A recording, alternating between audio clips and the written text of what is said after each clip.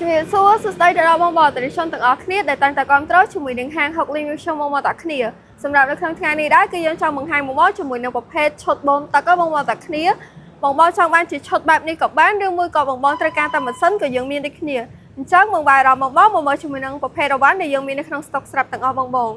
ចាបងបងនេះគឺជាសម្រាប់ប្រភេទម៉ាស៊ីនដែលយើងមាននៅក្នុងស្តុកស្រាប់បងប្អូនតាគ្នាមានតែប្រភេទគូវីតាហើយនិងប្រភេទកូនកាត់បងប្អូនតាគ្នាបើសិនជាបងមកយកតែម៉ាស៊ីនតទេគឺមានតម្លៃចាប់ពី40,000ជាងឡើងបងប្អូនតាគ្នា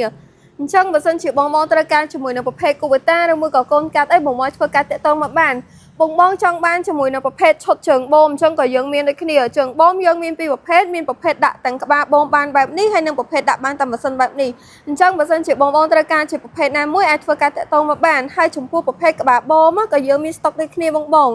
ក្បាលបូមគឺយើងមានស្តុកទាំងប្រភេទ N75 ហើយនិង N90 អញ្ចឹងបើសិនជាបងត្រូវការជាមួយនៅប្រភេទមួយណាអាចធ្វើការតាក់ទងមកបាន